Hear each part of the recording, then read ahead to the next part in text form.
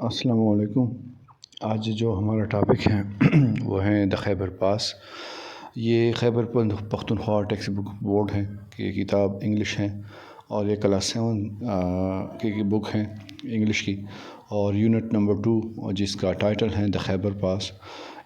इसका पार्ट 1 हमने किया था द खैबर पास का, जिसमें हमने टेक्स्ट को एक्सप्लेन किया था।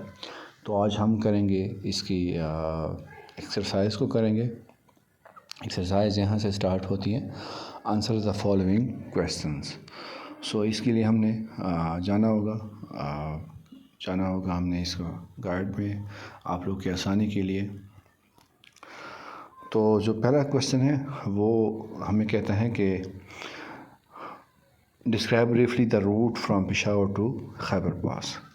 The route from Peshawar to Khyber Pass is passing through Karkhano Market to Jamrud, 17 kilometer away from Peshawar, and Jamrud is the entry point to Khyber Pass। कहते हैं कि जो रूट है, जो रास्ता है, ये जो पेशावर से लेके जो खैबर पास है, ये कहाँ से गुज़रता है? ये करखानो मार्केट जो पेशावर में वाक़ है और ये जमरूद पे वाक़ है। ये 17 किलोमीटर दूर है पेशावर से, और जमरूद जो है इसका बिल्कुल एंट्री पॉइंट है, मींस दाखिली रास्ता है। ये तो पहला क्वेश्चन हमारा हो गया। दूसरे पे आ जाते हैं। Why Landi Kotal is a famous place along the pass. Landi Kotal is the highest point along the pass. It is famous market of tikkas and chapli kebabs। कहते हैं कि लंडी कोतल जो है वो हाईएस्ट पास है। ये मशहूर है तिक्कास और चपली कबाब्स के लिए। What is the historical importance of the Khyber Pass? Question 3. The Khyber Pass remained the passage of historical people like Alexander the Great, Mahmud Ghaznavi, Babur, Ahmad Shah Abdali, Aryans, Persians, Turks and Turks invader.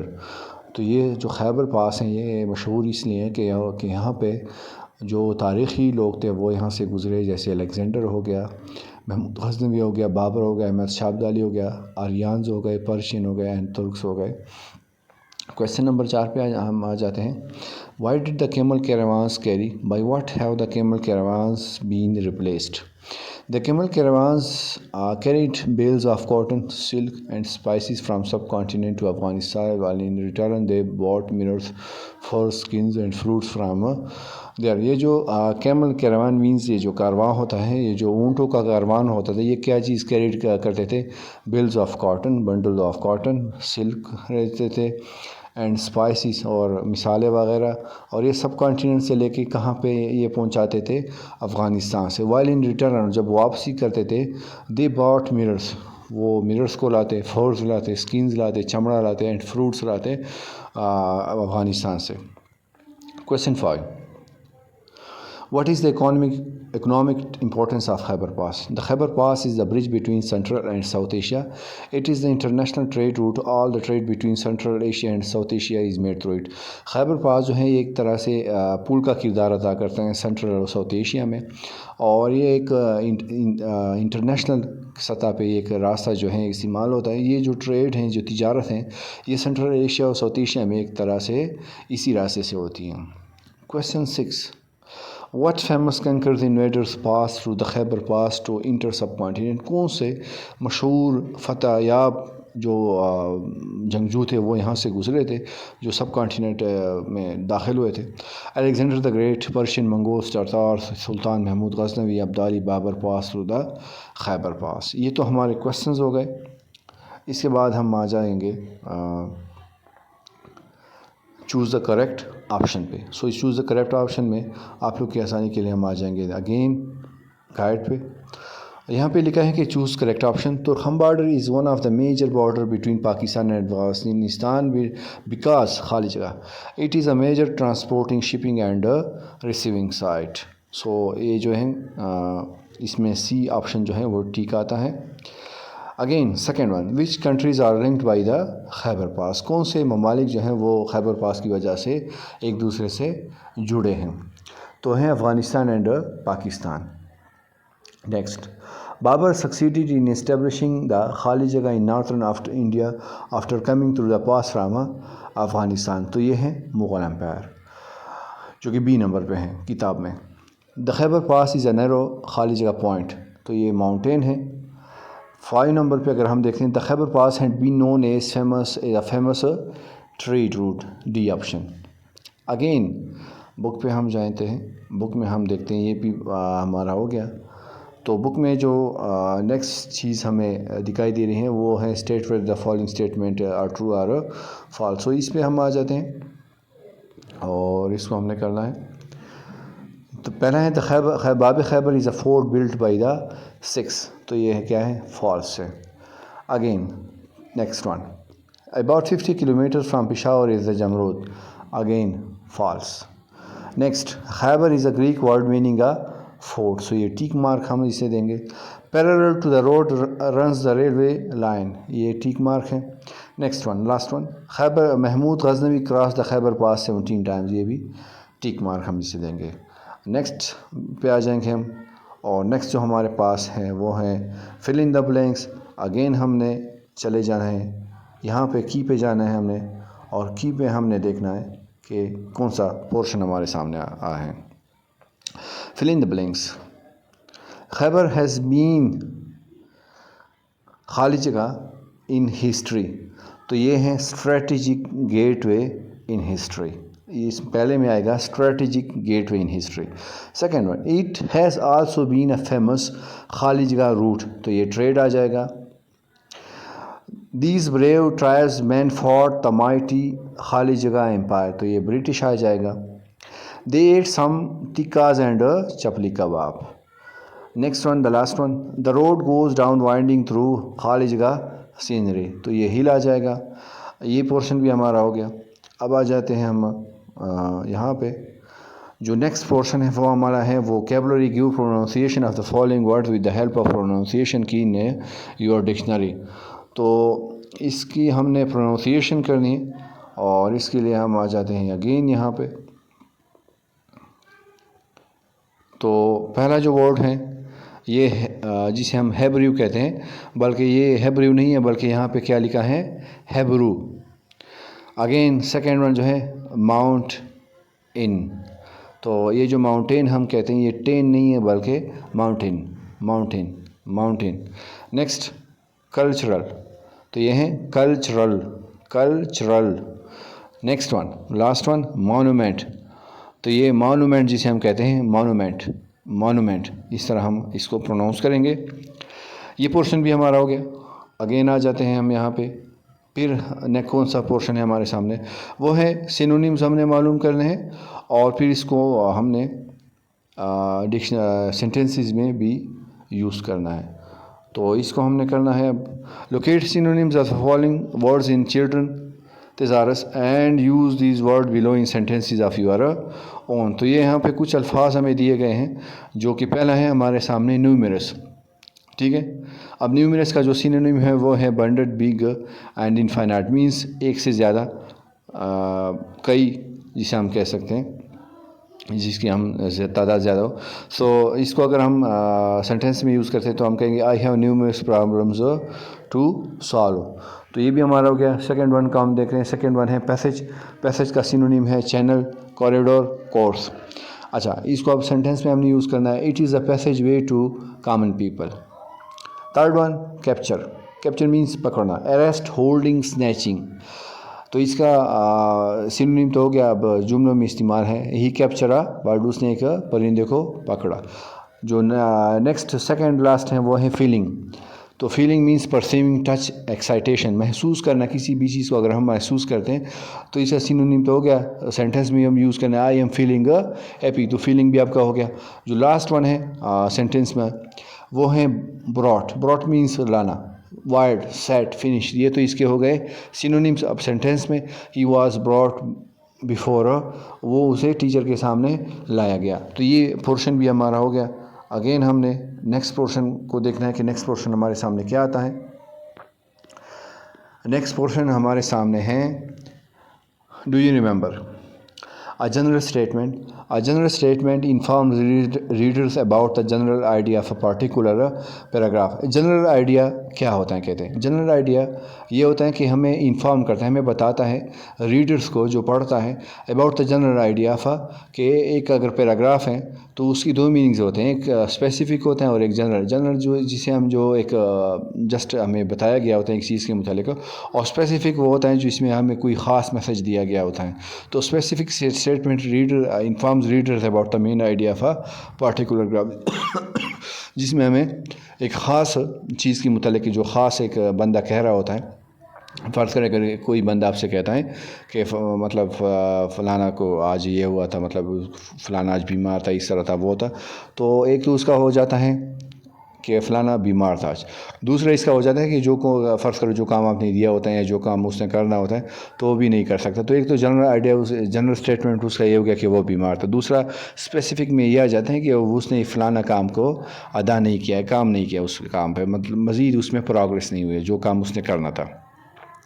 तो ये paragraph है, read the paragraph carefully to identify the main idea, general statement, specific statement and transition words. Transition words वो होते हैं जो एक paragraph से, एक लकीर से या पैराग्राफ से दूसरे पैराग्राफ में अपने आप को कनेक्टेड रखते हैं। जनरल स्टेटमेंट और स्पेसिफिक तो होगा, एंड जो नेक्स्ट है मेन आइडिया और स्पेसिफिक स्टेटमेंट बात एक ही है। तो Khyber is a Hebrew word meaning a fort. The Khyber Pass is one of the most famous mountain passes in the world. Khyber Pass is located in the mountain that divide Pakistan and Afghanistan. It forms the bridge between Central and South Asia. The Khyber Pass is a 53-kilometer passage through the Hindu Kush mountain range, of which 55 kilometers lies in Pakistan. It is an important part of the ancient Silk Road. It has a significant cultural, economic, and geopolitical environment importance. It is its narrowest point. The pass is only 3 meters wide. तो इसकी जो main idea है, main idea से पहले अगर इसकी हम specific general statement में हम बात करते हैं तो जनरल स्टेटमेंट में इसका ये है कि the importance of Khyber pass, और we can say history of Khyber pass. अगर हम इसकी देखते हैं specific statement, so specific statement ये है कि कहाँ कब ये बना है खैबर पास, और इस पे कौन कौन से लोग which invaders pass through this route, or we can say what is the importance of this route. सो ये हम स्पेसिफिक स्टेटमेंट ले सकते हैं और यही आपका मतलब इसका मतलब निकलता है। अगेन हम ये तो हमारा हो जाता है। नेक्स्ट पे हमने जाना है, नेक्स्ट पे हम देखेंगे कि नेक्स्ट पे हमारे सामने क्या है। वो है कि draw mind map with the name of historical places at its center. Arrange information related to the place around the main theme in the center. Use brainstorming strategy. तो बी वाला हमने करना है और बी में कोई ख़ास नहीं है, बी पे हम कर देंगे आप लोग के लिए। ये देखते हैं, एक मिनट आपने देना है, ज़्यादा नहीं। तो माइंड मैप आपने बनाना है। माइंड मैप में सबसे पहले आप लिखें द फैसल मास्क, दरमियान में आप लिखें फैसल मास्क, फिर इसके 4-5 कोने आप बना दें, साइड्स बना दें, स्लाइड्स बना दें। तो स्लाइड्स में जो सबसे जो माइंड में जिसके बिल्कुल ये मैं आपको बना के देता हूँ। फर्स्ट ये है फैसल मास्क, ये वाला, इसके इस तरफ एक बना दें, इस तरफ बना दें, इस तरफ बना दें, इस तरफ बना दें, इस तरफ बना दें। इस तरह आपने बनाने हैं। तो यहाँ पे हमने लिखना है नेशनल मास्क है पाकिस्तान का, नेशनल मास्क ऑफ पाकिस्तान, यहाँ पे इसमें लिख देंगे। इसमें तो फैसल मास्क हो गया। अब इसमें लिख देंगे कि ये जो है located in capital of Pakistan, यहाँ पे ये लिख देंगे। नेक्स्ट हम लिख देंगे कि it is the 6th largest mask, यहाँ पे हम लिख देंगे। ठीक है, ये तीनों हमारे तो हो गए कोने। नेक्स्ट हमने लिखना है कि ये जो है located on the foothills of Margalla heights, तो यहाँ पे हम ये लिख देंगे। और नेक्स्ट हम लिख देंगे लोकेटेड इन इस्लामाबाद। तो ये हमारा माइंड मैप हो जाएगा और ये हिस्टोरिकल प्लेस भी है। तो ये तो आपका ये भी पोर्शन आपका हो गया। अगेन हमने आ जाना है यहाँ पे। तो यहाँ पे हम देखते हैं कि यहाँ पे अगेन हमारे सामने क्या चीज़ें पड़ी हैं सामने। तो अगर इसको हम देखते हैं, ये हमारे सामने जो है हाँ बिल्कुल। तो आ जाते हैं बुक पे कि बुक में क्या लिखा है। बुक में नेक्स्ट जो है वो है हमारे सामने, after brainstorming and developing ideas write a simple and unified paragraph and a trip to historical place. तो ये हमारे सामने है, इसको हम करते हैं। ये देखें, ये है आपका विजिट हिस्टोरिकल प्लेस। तो ये विजिट है, विजिट टू, मैं लिख के देता हूँ आपको, विजिट टू, तो ये है visit to historical place, Taj Mahal. ठीक है, ये आपका हो गया टाइटल। तो यहाँ पे आ जाएगा आई। अब ये जो है ये आपका हिस्टोरिकल प्लेस का हो गया। अब इसको हम पढ़ते हैं, मैं आपके लिए पढ़ देता हूँ। I have got an opportunity to visit Taj Mahal. मुझे मौका मिला ताजमहल जाने का कुछ हफ्ते पहले। Taj Mahal was like a dream to me, ये एक मेरे लिए ख्वाब था यहाँ पे। One of my friends was move to Agra and he was calling me continuously to visit his place. एक मेरा फ्रेंड था जो कि आगरा मुंतकिल हुआ था और उसने मुझे बार बार कह रहा था कि आपने हमारी जगह पे आना है, तो इसलिए मैंने वहाँ पे विज़िट किया। आई लाइक आगरा, में आगरा को एक प्लेस है इंडिया में, वहाँ वो पसंद करता हूँ अलॉट ज़्यादा, because I never been there, क्योंकि मैं यहाँ पे कभी नहीं गया हूँ। That's why I thought to make a tour and enjoy my time. इसलिए मैंने सोचा कि मैं ट्रिप लगा देता हूँ, मैं अपने कुछ लम्हात के लिए अच्छे बनाने के लिए। Finally on a fix date, एक मुकर्रर दिन पे आखिर में, आई लेफ्ट दिल्ली, मैं दिल्ली से रवाना हुआ विद अ ट्रेन के ज़रिए आगरा के लिए। The journey was really good, ये जो सफ़र था ये इंतहाई अच्छा था। And enjoyed the journey by train, और मैंने इस ट्रेन के सफ़र को से महसूस हुआ। यहाँ पे अगेन आ जाएंगे। तो historical place Taj Mahal, we all know lots of information about, हम काफ़ी कुछ जानते हैं ताजमहल के मुतालिक।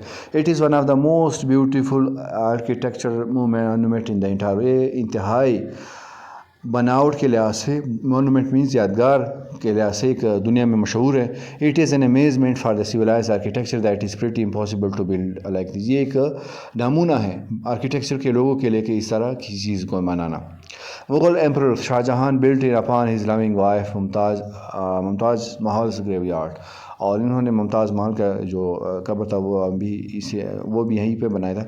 ही did this to express his love for his, उसने ये सब कुछ अपने वाइफ से अपनी मोहब्बत को ज़ाहिर करने के लिए किया था। And that's why Taj is considered as one of the biggest symbols of love, और इसीलिए ताज को दुनिया में एक मोहब्बत के लिहाज से एक अजीम सिंबल मीन्स निशान माना जाता है। Lots of couples from India and foreign countries visit Taj Mahal, अक्सर जो जोड़े हैं शादीशुदा वो यहाँ पे विज़िट करते हैं to make their bond stronger, कि अपने रिश्ते को मजबूत बना सकें। Conclusion, I had a really amazing time, मैंने काफ़ी अच्छा वक्त गुजारा देयर इन आगरा में। It is a really beautiful place, ये एक इंतहाई अच्छी जगह है विद सो मच फन। यहाँ पे हमने काफ़ी कुछ देखा, सीखा और लुत्फ़अंदोज़ हुए। तो ये भी हमारा हो गया फ्रेंड्स। आ जाएंगे यहाँ पे, ये पोर्शन तो आपका हो गया। अब हमने देखना है listening and speaking. Always remember good readers do the following, अच्छे जो रीडर्स हैं, जो पढ़ने वाले हैं, वो क्या करते हैं, look for answers to question while, वो आंसर्स को देखते हैं जब वो पढ़ते हैं। मार्क टेक्स्ट दैट में इंक्लूड आंसर, ऐसे मार्क को निशान लगाते हैं जो कि आंसर्स में शामिल हो सकता है। Divide the text into meaningful, और टेक्स्ट को हिस्सों में बांटते हैं आंसर्स के लिए। अब work in pairs to generate questions for the last paragraph of the context in order to understand the text better. अब इन्होंने क्वेश्चन दिए, ask at least one question that is related who what when, ask at least one question that require the conclusion why and how. So सबसे पहले हमने who co who पे use करना है। Who, तो जो हु है तो हम कह दें कि हु बिल्ट द खैबर पास, ठीक है। हम ये भी लिख सकते हैं, फिर या कह सकते हैं कि who constructed a road in 1879, तो हम इसका जवाब लिखेंगे the British constructed a road through the pass in 1879, ये हम लिख देंगे। अगेन फिर लिख देंगे हम what question, what is carried through this way. So the carried bales of cotton, silk and spices from subcontinent China to Afghanistan, ये हम लिख देंगे. When लिख देंगे when highway rail road were built there. So लिख देंगे highway during the 1920s, built here in 1920s. ठीक है. लिख देंगे फिर why this route is famous for. So this is ये लिख दें Khyber Pass has been a famous trade route. Formerly camel caravans passed through it. यहाँ पे it की जगह पे तक आ जाएगा. So again how. So how ने को हमने यूज़ करना है. So how these traders gained importance in modern era. So हम लिख देंगे again कि सब traders still this कि how this route is important in today in modern. So traders still this route. So हमने ये लिख देंगे और यहाँ पे हमारा ये भी हो जाएगा. हमने आना है यहाँ पे masculine and feminine पे. Masculine क्या होता है? Masculine are words used for man, boys and male animals etc. Rooster जो भी चीज़ें हैं जो कि मेल मर्दाना के साथ ताल्लुक़ रखती हैं, चाहे वो इंसान हो या जानवर हो, वो सारे क्या कहलाती हैं? Masculine. Feminine are words used for women, girls and female animals. Example given hen, landlady. तो जो चीज़ें मर्दाना में नहीं आती वो क्या कहलाती हैं? Feminine. Common gender are noun used for both males and females. That is example given doctor. जो चीज़ें जो कि क्या होती हैं जिसमें हम तकसीम नहीं करते कि ये मेल है कि फीमेल है, तो उसे हम कॉमन जेंडर कहते हैं. जैसे डॉक्टर हो गया. Neuter nouns are words for things that are neither male nor female. Ball, building, forest. वो चीज़ें जो कि ना मेल में आती हैं ना फीमेल में आती हैं, वो क्या कहलाती हैं? Neutral nouns. ये तो हमारा हो गया. अगेन हमने आना है गाइड पे. यहाँ पे हमारे सामने है ये वाला पोर्शन. तो ये जो है मैस्कुलिन फेमिनिन. हायर जो है हायर मैस्कुलिन है, हायर एस आ जाएगा. टाइगर है, टाइगर का टाइग्रेस आ जाएगा. रूस्टर है, रूस्टर का हैन आ जाएगा. बुल है, बुल का काव आ जाएगा. प्रिंस का प्रिंसेस आ जाएगा. अंकल का आंटी आ जाएगा. होस्ट का हॉस्टेस आ जाएगा. स्टीवर्ड का स्टीवर्डेस आ जाएगा. ये भी हमारा हो गया. अगेन हम आ जाएंगे.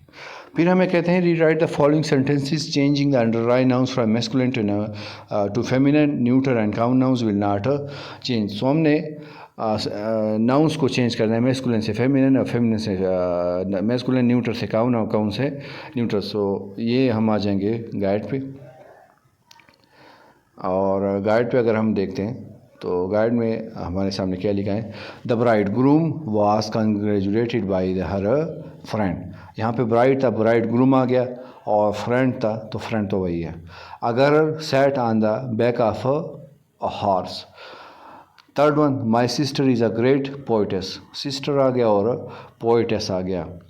The head mistress welcome the student. Student तो वही है, बाकी हेड मास्टर की जगह हेड मिस्ट्रेस आ जाएगा. Again the waitress serve the guest. तो गेस्ट तो क्या है? कॉमन है, लेकिन जो वेटर हैं वो वेट्रेस आ जाएगा. ये पोर्शन भी हमारा हो गया. काफ़ी वैसे जल्दी से जा रहे हैं, नमाज का टाइम है थोड़ा बहुत इसलिए. अच्छा, तो आ जाता है यहाँ पे animate and inanimate nouns. A noun which refers to people, animal and living beings is an animate noun. Animate nouns refers to things that are not allowed. The teacher wrote a book. ये जो है teacher and book. Teacher क्या हो गया? Teacher common हो गया और book जो है वो इनएनिमेट हो गया. वो नाउन जो कि इशारा करते हैं पीपल एनिमल की जानिब, वो क्या कहलाते हैं? एनिमेट. और इनएनिमेट वो होते हैं जो क्या करते हैं? एनिमेट की तरफ, जिंदा जानदारों की तरफ इशारा नहीं करते. In this sentence teacher is an inanimate since teacher is a human and alive. Similarly book is a non living thing that's it is N animate. Book जो है वो इनएनिमेट है और टीचर जो है वो कॉमन नाउन भी है और एनिमेट नाउन भी है. Possessive form of animate and inanimate nouns. Do you remember? Possessive case of singular noun is formed by adding the apostrophe s ending to the noun. इस तरह हमने लिखना है और s को हमने आखिर में लगाना है, तो ये हमारा सिंगुलर बन जाता है. The cats like जिस तरह ये देखें, पहले apostrophe लगा है, then s लगा है. Possessive case of plural nouns ending in s is formed just by adding an apostrophe. Ankles, bones, babies, rash, boys. तो यहाँ पे हमने पहले एस लगाते थे, अब जहाँ पे पोजेसिव है, प्लूरल है, तो हमने क्या लगाना है, इसके बाद लगाना है। वहाँ पे पहले लगाते थे, यहाँ पे बाद में लगाएंगे। In general only an animate noun has possessive case form. देखें पोजेसिव केस जो है वो सिर्फ एनिमेट नाउन जो जानदार हैं उन्हीं की हो सकती, जो गैर जानदार है वो उनकी कैसे हो सकते हैं, आप खुद सोचें। It denotes certain object quality या attribute that belongs to living creature, क्योंकि ये हमें बताता है ऐसे चीज़ों की क्वालिटी, खसूसियात या आदात जो कि लिविंग क्रिएचर में पाई जाती है। अब कोई अगर चीज़ मुर्दा है तो उसकी एट्रीब्यूट्स क्या हो सकती हैं, क्वालिटी क्या हो सकती हैं, इस लिहाज से तो सिंगुलर जो है वो हमें पता है। अच्छा, एग्जांपल्स को हम देखते हैं। असद्स बुक देखें, असद्स बुक, एस लगाएं, एपोस्ट्रॉफी लगाएं, फिर एस लगाएं, क्योंकि असद की बुक हो सकती हैं, अब किसी गैर जानदार की बुक तो नहीं हो सकती ना। द एलिफेंट्स ट्रंक, अब देखें एलिफेंट भी क्या है, एक जानवर है, उसी क्या है, उसकी भी एक उसकी क्वालिटी हमें दी गई है। द गार्डनर्स टूल, फिर अगेन गार्डन जो है वो भी ज़िंदा है, एलिफेंट भी ज़िंदा है, असद भी ज़िंदा है, इसलिए हमें उनकी चीज़ें दी गई हैं। When referring to an attribute of an animate noun object is it is inappropriate to use a possessive ending। कहते हैं कि जब आप inanimate की तरफ इशारा करते हैं तो ये गैर मुनासिब है कि आप उसके possessive ending को भी देखते हैं। An inanimate object such as chair or a window cannot own anything। कहते हैं कि अगर हम चेयर, कुर्सी की बात करते हैं या किसी कड़ की विंडो की बात करते हैं तो वो कुछ ओन नहीं करती, वो किसी चीज़ की मालिक नहीं हो सकती। The relationship must be indicated by using a prepositional phrase. और ये जो रिलेशनशिप है, ये जो रिश्ता इनके दरमियान, ये किस तरह से इंडिकेट ज़ाहिर हो सकता है, बाई प्रीपोजिशनल फ्रेज। अब वो हमें दी गई है। Therefore we speak and write not about the chair's leg but about the leg of a chair, the leg of chair, क्योंकि कुर्सी का जो क्या है, पाउर हैं, ये नहीं कि चेयर्स लग, क्योंकि चेयर्स लगा हम सिंगुलर में तब लगाते हैं जब कोई चीज़ एनिमेट नाउन हो। तो ये भी हमारा हो गया। लास्ट जो है यहाँ पे अगर हम देखते हैं, circle the correct possessive noun keeping animate and inanimate, the first one has been done. पहला जो है हमारे लिए इन्होंने हल किया हुआ है, हमने यहाँ पे गाइड में आ गए हैं तो गाइड में हमने हल करना है। गाइड में अगर हम देखते हैं लिखा है the girls dress is a yellow. Girls dress इसलिए लिखा है क्योंकि सिंगुलर है और गर्ल भी एनिमेट है। The my father in laws, देखें health is not good, again क्या है, सिंगुलर है और सिंगुलर में हमें क्या दी गई हैं, एनिमेट नाउन्स है, तो इसलिए।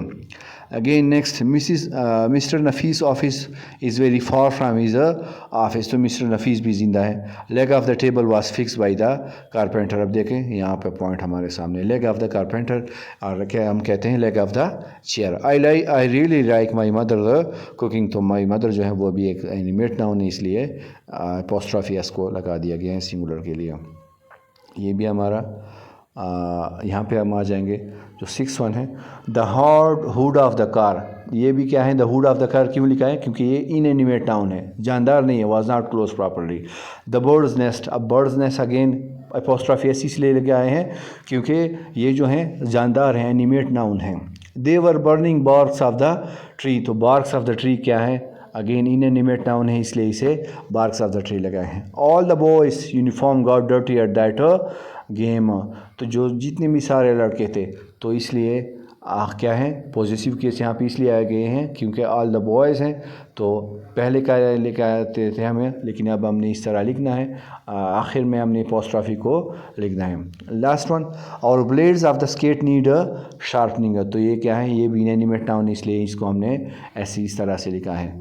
लास्ट जो पोर्शन है हमारा इस चैप्टर में, जो कि खैबर पास के नाम से है, बिल्कुल, rewrite each phrase to use possessive noun, the first one has been done.